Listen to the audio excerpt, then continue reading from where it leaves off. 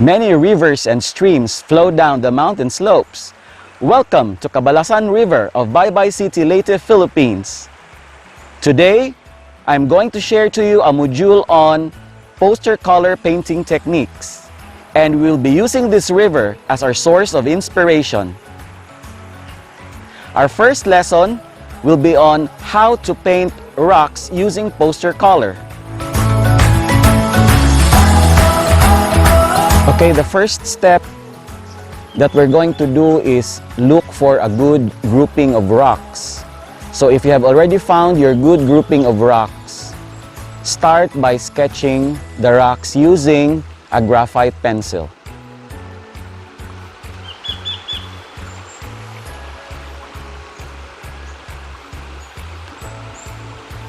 Okay, we have chosen these rocks for their interesting shapes and textures. So one of the most important considerations when learning how to use poster color paint is to look for subjects with interesting tone, color, and texture. Okay, these rocks and stones were mostly swept by the big annual floods in this river.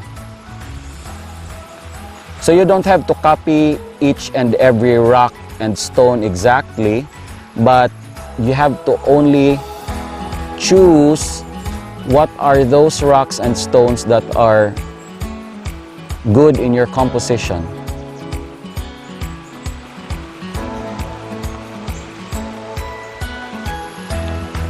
So some of these rocks will be presented through impressions. When you say impressions, it may just be through the representation of simple outlines and shadows. Okay, you can make a better painting when you return back to the studio. So most of the time, artists do this if they have painting projects that require them to paint rocks and they need references. So later on, I will just use my camera to get a reference of these river stones and rocks.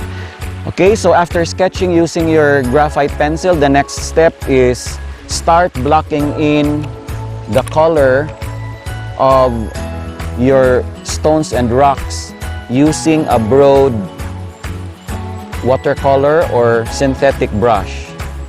Okay, I'm using here a number 8 flat brush. Okay, so what you will do is you have to identify the basic colors found. So the background of these rocks is the flowing water in the Cabalasan River. So this will serve as the backdrop for this painting. So the color of the river, of the water, is somewhat murky because of the algae.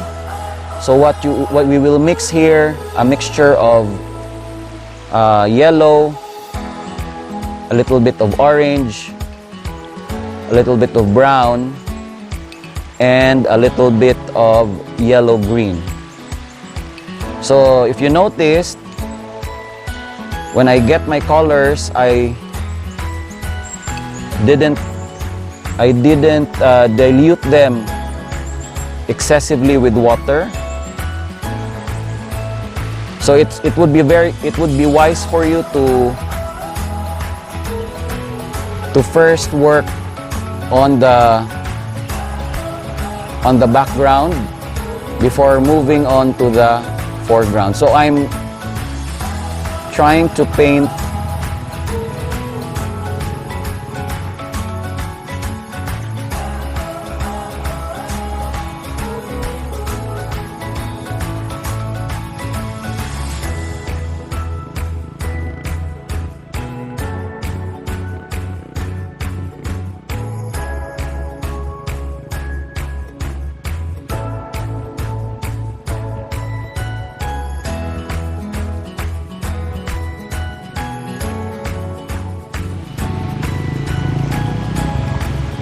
So I'm trying to paint the background color first.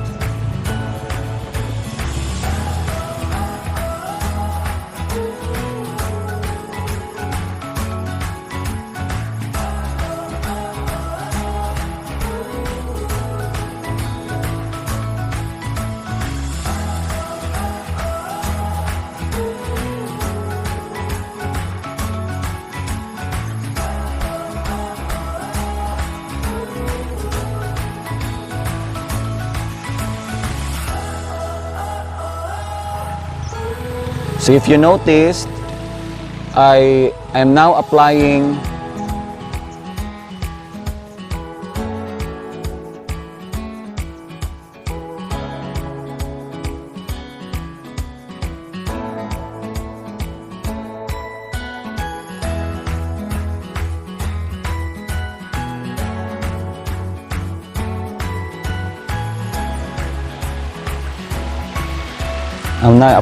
cool colors for my background. So I'm using here yellow, green, and blue. Okay, so cool colors tend to appear farther away or recede from the viewer. So I decided to include the water of the river so that we can set the mood where are the rocks found. Okay, we have here a small puddle just below the rocks and stones.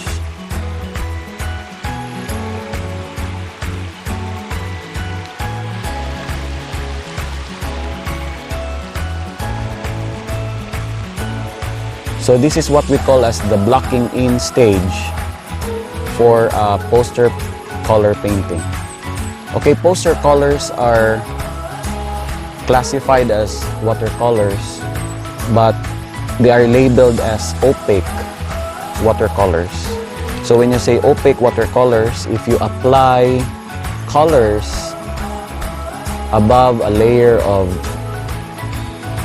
an initial color layer, the lower layer tend to be covered by the upper layer. It's because the pigment particles of poster color are very big, and they're not easily diluted and absorbed by the paper fiber. So they tend to just stay above the surface. So I'm trying to combine a mixture of orange, yellow, green, and brown to come up with these earthy tones. So I'm establishing the background of our stones to better guide me later on in making the dark values of the rock. Okay, I'm now moving into to paint the dark areas of the rock, the river rock. Okay, if you noticed, I don't try to rub the paint on the paper, but rather I push the paint on the paper using the brush. Okay, so if you rub the paint on the paper, you will be creating a lot of textures, and there's also a possibility of destroying the brush. So my advice to my art students is to use the brush with a light touch. Okay, we have to understand that when rocks are shaded, their shadows tend to be dark, and also when they are wet by fluids or water, their surfaces also tend to become dark. But sometimes when we work on paintings related to nature, we sometimes use our artistic license to make the paintings look a little bit abstract and not really close to reality, because sometimes natural colors tend to be flat. Okay, just like this top of the rock, I applied more yellow to show that the upper surface is illuminated by the sunlight. So if I'll have to copy the grayish tint of the rocks, it won't look very vibrant. But what's wonderful about poster colors is that you can use white to lighten your colors.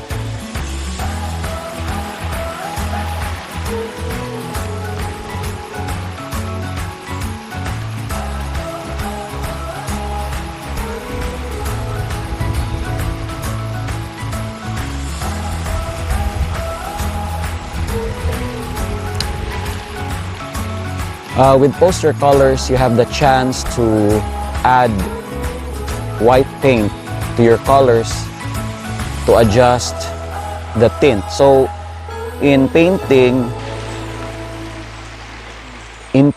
if we say that we have to tint our colors, it means we are being required to add white to our color. So when we say tone, we are advised to add a darker shade to our color.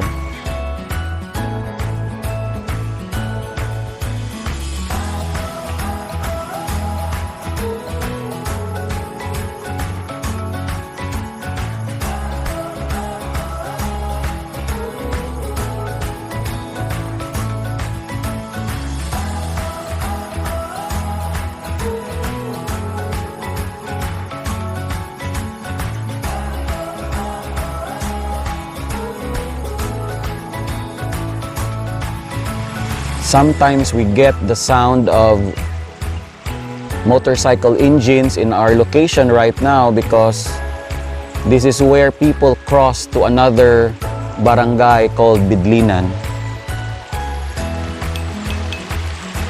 So when producing videos like this, you cannot really avoid to capture the ambient sounds of vehicles and people passing by. But this is a very lazy weekend.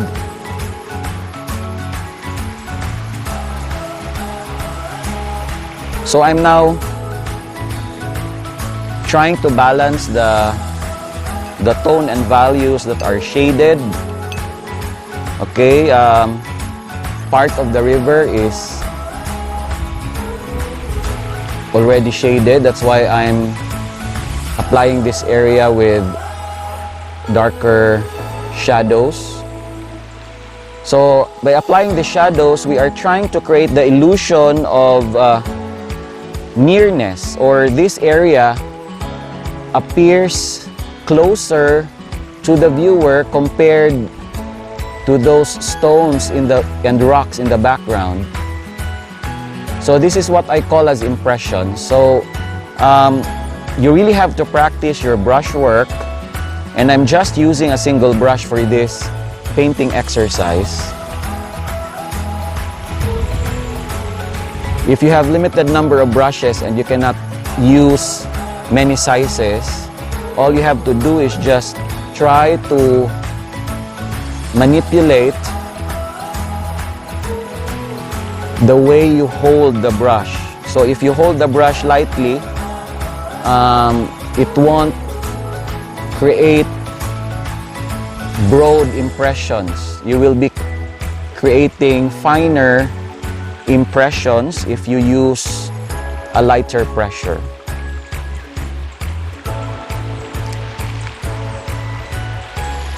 So I'm now trying to balance my painting.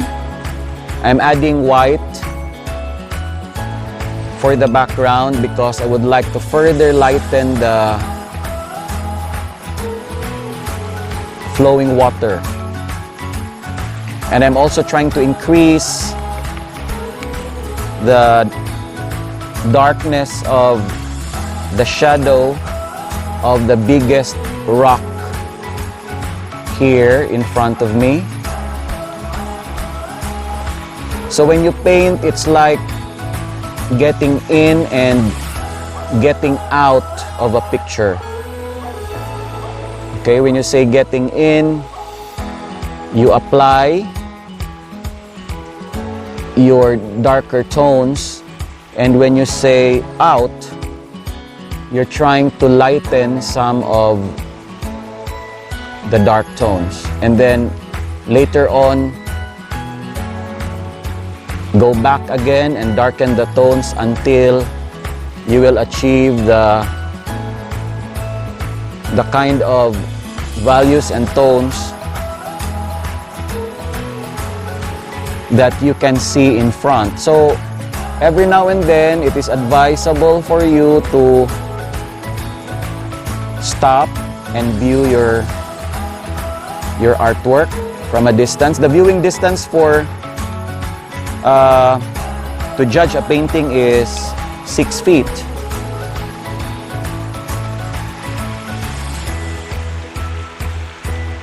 So it's nice if you're using a brush with a long handle, because even if you don't stand and view your artwork from a distance, you can still have the opportunity to at least distance yourself.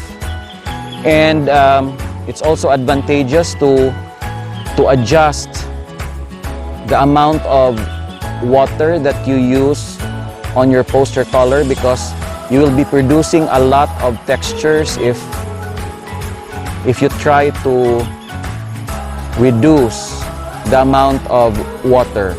Okay, poster colors dry into a chalky appearance, but you can make a poster color painting vibrant again if you apply your painting with a water-soluble varnish, so that the colors will emerge and the colors will have a more vibrant look. So this is the inherent characteristic of poster colors. They tend to look dry, and some people think that poster colors are only reserved for animators or for cartoonists. But in recent years, after several improvements with many poster color brands, poster colors have their own right to become important part of the collection of art collectors. So the last thing that I'm going to do is further judge the values, adjust the lightness and darkness of my rocks and stones by adding white,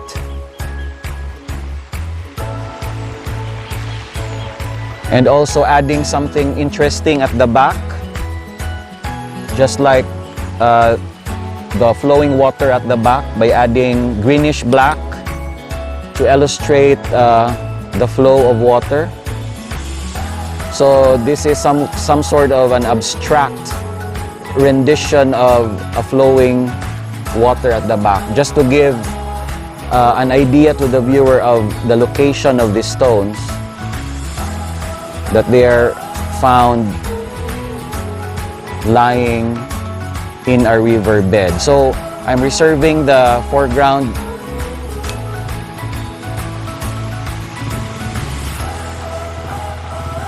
plane. Okay, this is part of the artistic license.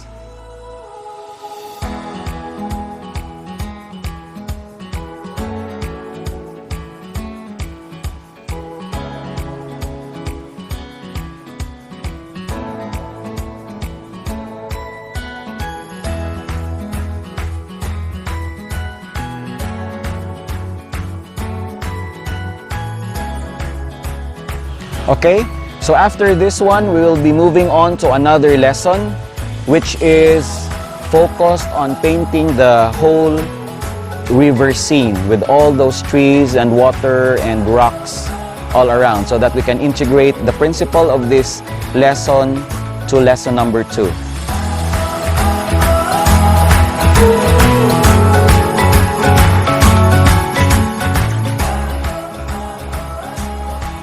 Let us now proceed to lesson 2, which is drawing a full river scene using poster color painting techniques. And here we'll be able to apply what we have learned in lesson 1, wherein we painted rocks and stones from the Cabalasan River.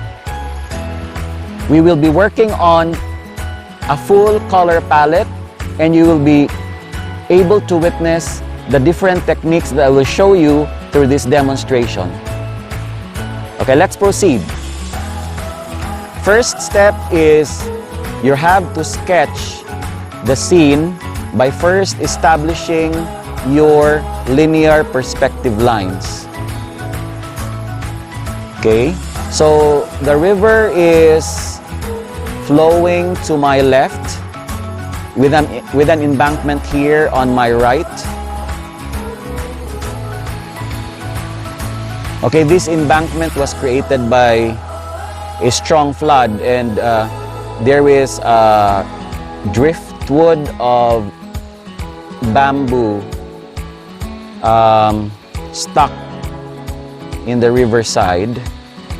So I'm going to include this one. This is some sort of part of the composition, trying to establish our leading lines, our center of interest. Okay,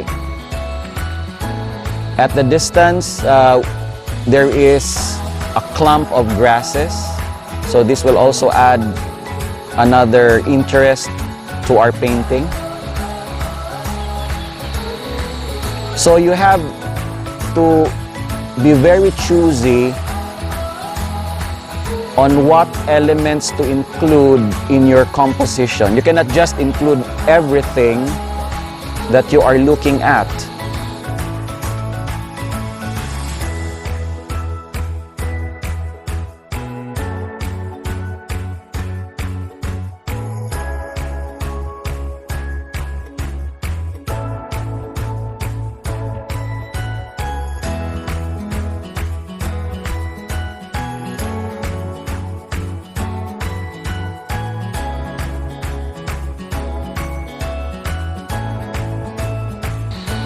So when painting a scene like this, you have to take time in sketching. Take time in trying to edit what you're looking at.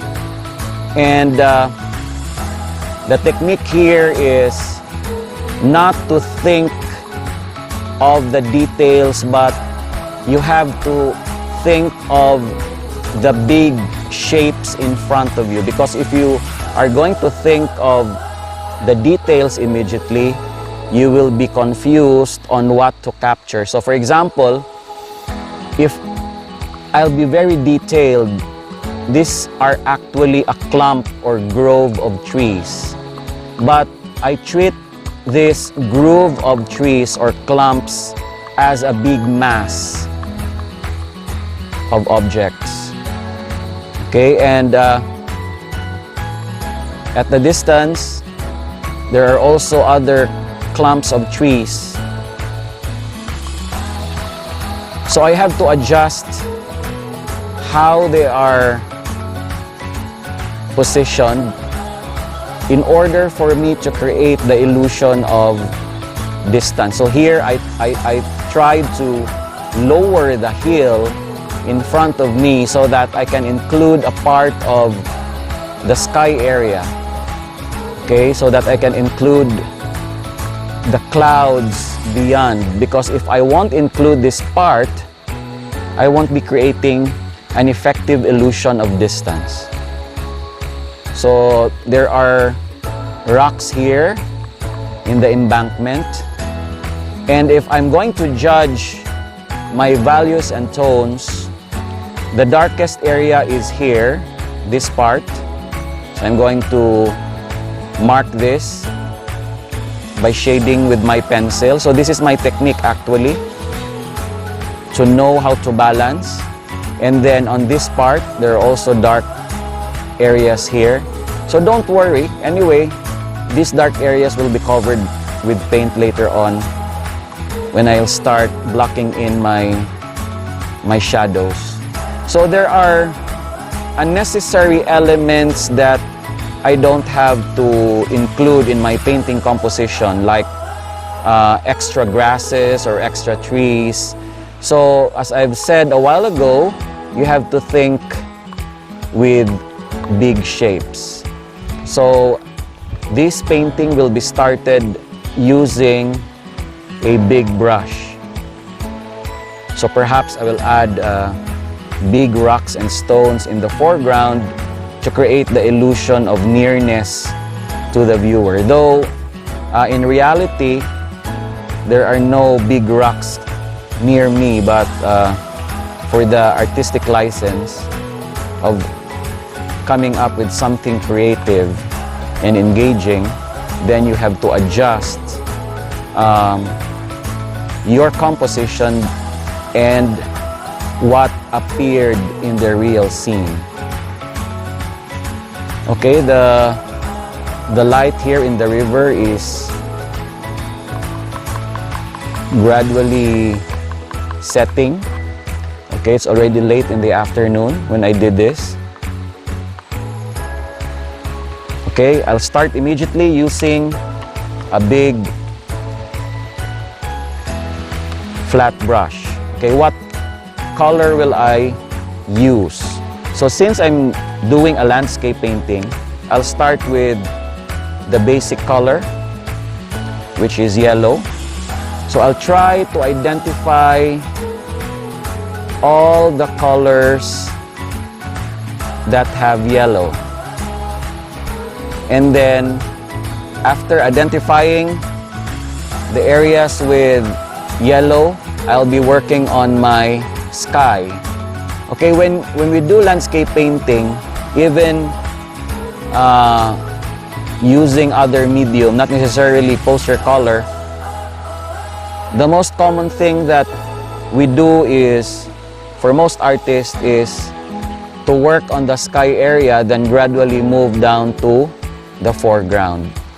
Okay, and this helps the artist, or this helps the artist establish the mood of the painting.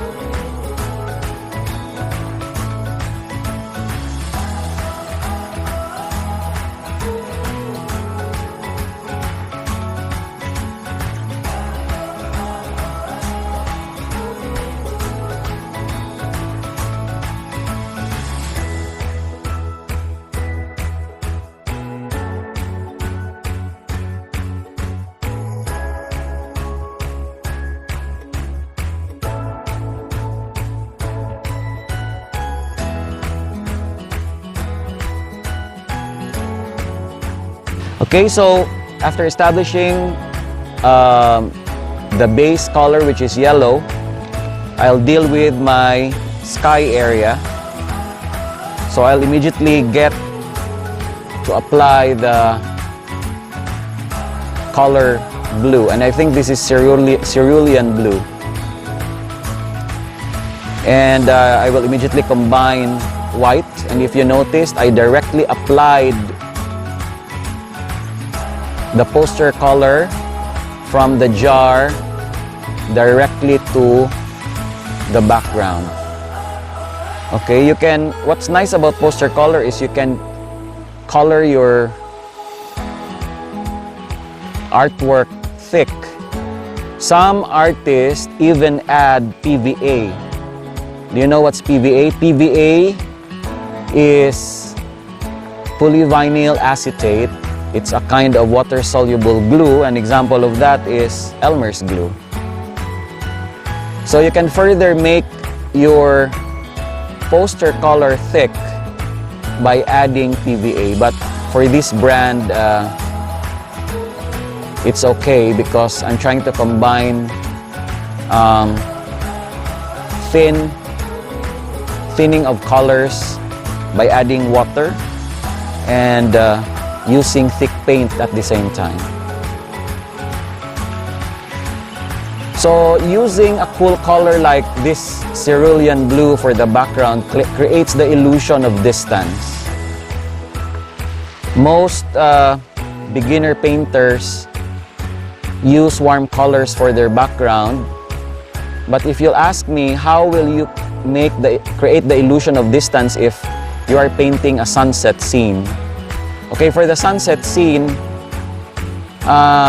we can come up with an illusion of distance because the dark silhouette in the foreground will lend to the illusion of distance, even if you're using warm colors for your sky. So we will leave the sky area for a while to allow the paint to dry, and we will now go back to our river, flowing river. So the flowing river is some sort of a brownish, greenish tinge because of the algae. Okay, it has been very sunny for several days here in Baybay, so the water in the river is not very clear. It's not crystal clear. But you have to remember that whatever color appears in the river is the product of the reflection from the sky. So you will wonder why the water in the ocean is blue. It's because of the reflection of the sky from above. Okay, for this case, the river is greenish because aside from the algae, the surrounding area is surrounded by trees and plants. That's why the river has this khaki color. Looks khaki. Okay, I'll work on our foreground driftwood. These are eroded bamboo. So this eroded bamboo driftwood are now found beside the river.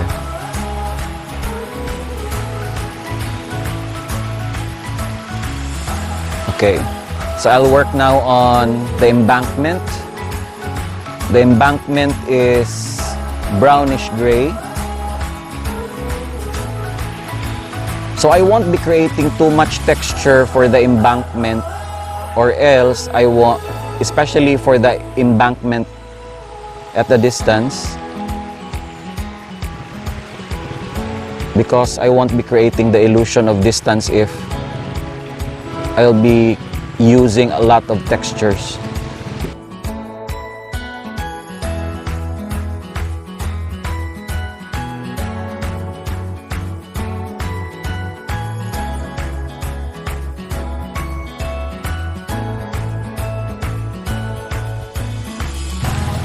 So I have to create the illusion of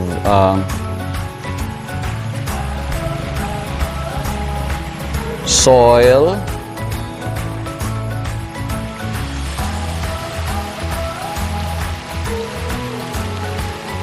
okay, for poster color, if you notice, when the color dries, you can actually reuse it by just wetting it with water. Okay, it becomes wet again because, as I've told you in the previous lesson, poster colors have big pigment particles and they are not easily embedded into the paper or absorbed just like most dye colors or transparent watercolors, wherein their particles are very fine. Okay, so paints with very fine pigments or particles are easily absorbed by the paper or canvas or board where they are painted.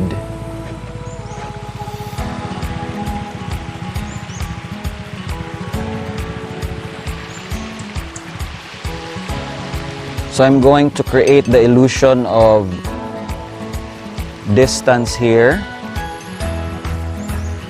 for the rocks in the foreground.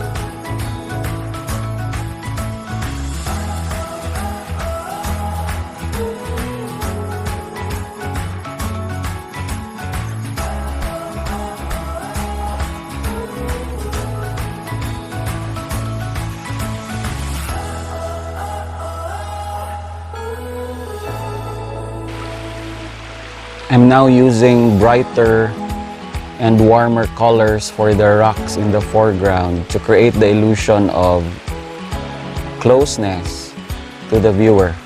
So if you notice, the background colors tend to be muted and are presented using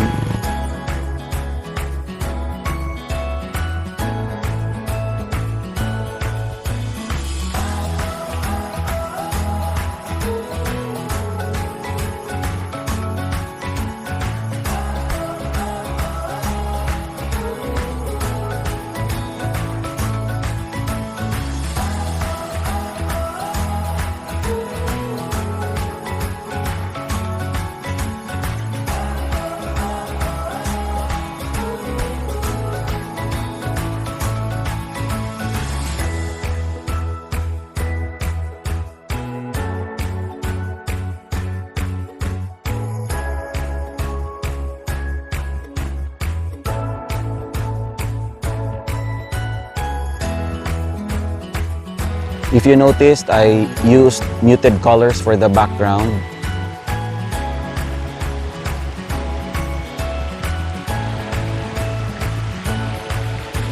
And I'm now working on the shadows cast by the objects. Okay, the sun is on my left side.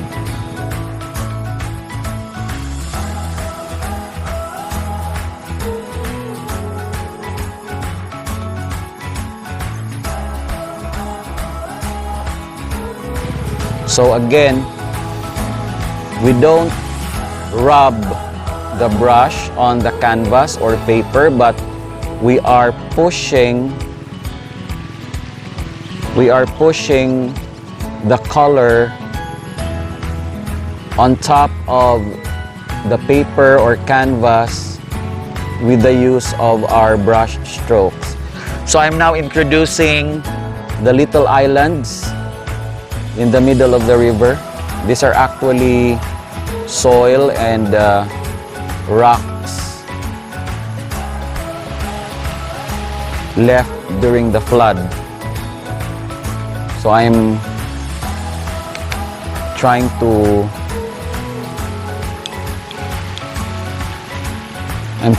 place now the embankment on the other side.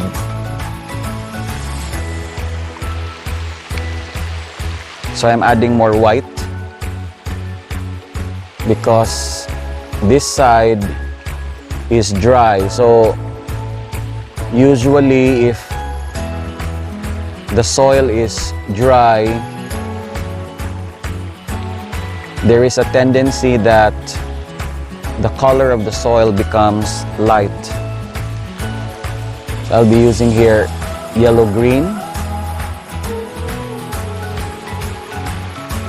because this area have a combination of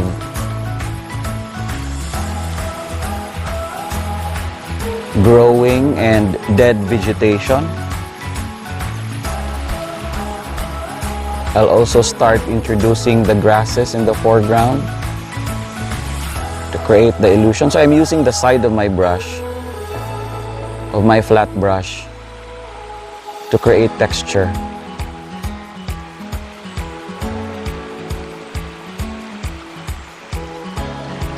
Okay, that's it. And I will also add branches of trees on the other side. So here I tried to move my brush irregularly. So later I will add the details with a smaller brush, but I'm establishing the main trunk here. Okay, so more shadows for the driftwood and the rocks to create the illusion of nearness, closeness. Okay, so I'll be moving on to my background. I'll be mixing green and black. I'll first come up with a darker tone of the shadows of the vegetation. So I'm dealing with bigger shapes. I'm not dealing with smaller shapes yet. So sometimes there is an illusion of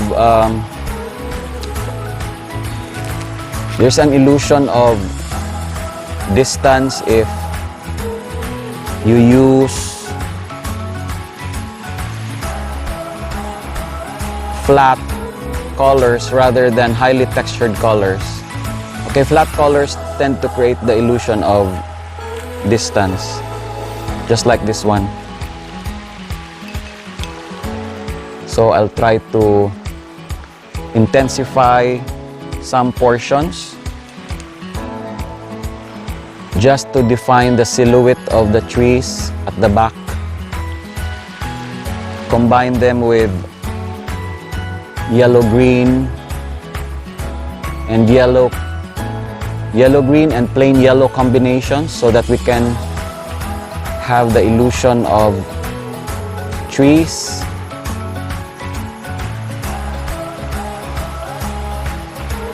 So it's natural that you will witness this kind of combination in the forest, because some parts of the forests are shaded from the sun.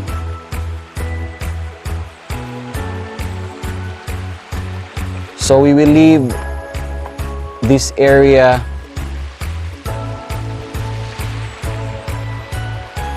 with the light color of yellow and yellow-green later.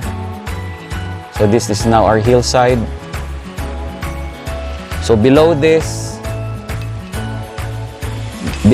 trees are dark recesses of coconuts here. So there are certain areas that has dark recesses. So we will introduce a very light tint of yellow-green here for our clump of trees. And later I will use my finer brush to illustrate branches.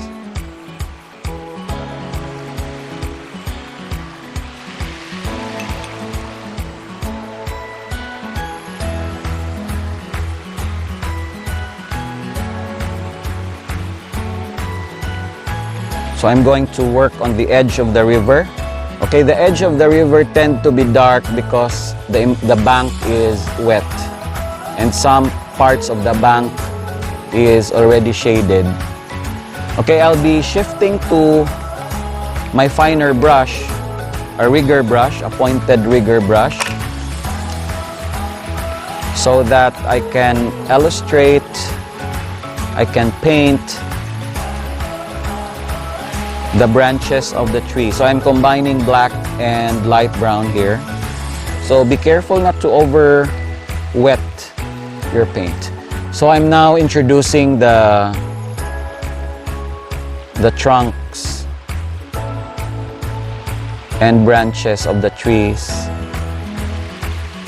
So I lighten this with white so that the color of the branches are muted, not really well intensified,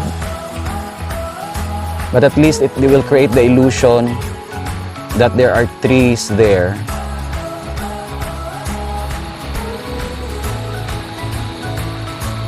There are clumps of trees, as well as this one on this part, to create the illusion of distance.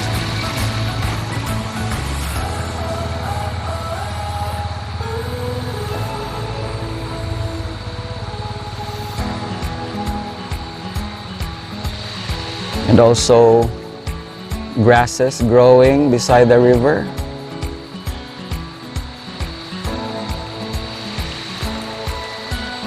Grasses growing here. And also some stones emerging from the river.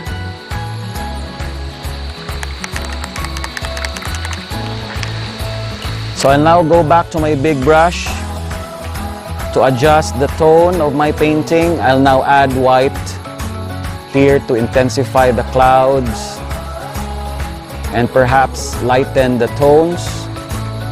So I'm now moving forward the final stage of my painting. So sometimes it's good that we add white to the edges of the hill.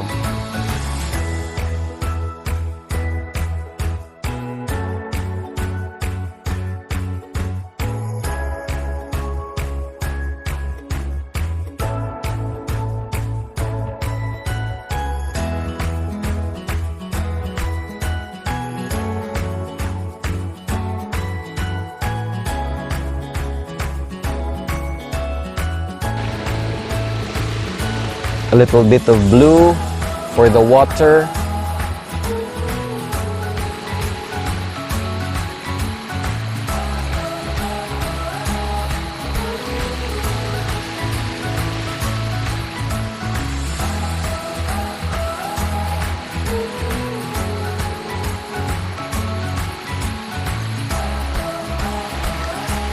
A little bit of brown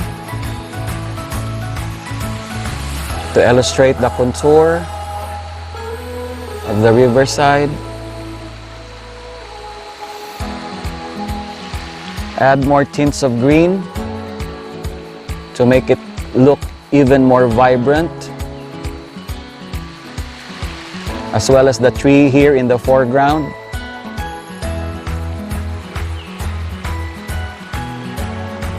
With a combination of yellow-green.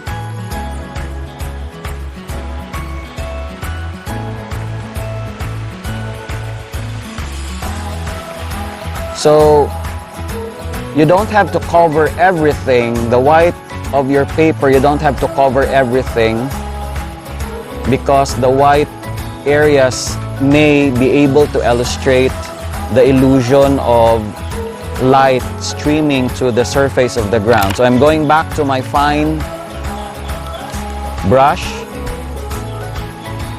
combining blue and brown to create the ripples of the river, to create an abstract pattern of water flowing down the river.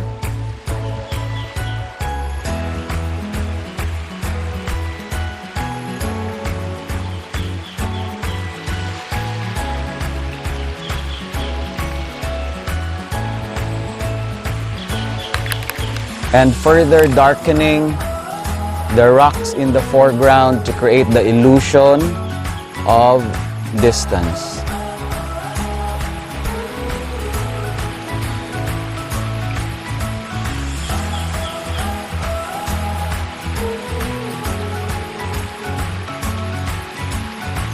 Okay, these areas are already shaded, that's why they're a little bit dark.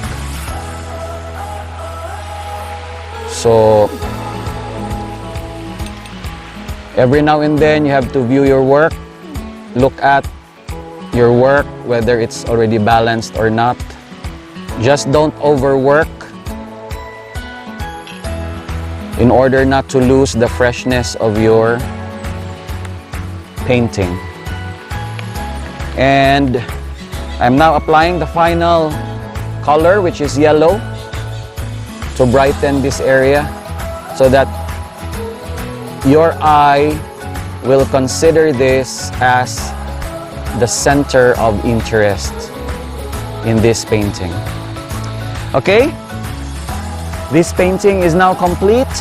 I hope you have learned a lot, and this is Module 6, our last module for this School on the Air program. Please share your drawings and paintings to our FB group by using hashtag SOA Visual Arts. That's all for today. I'm now prepared to answer your questions.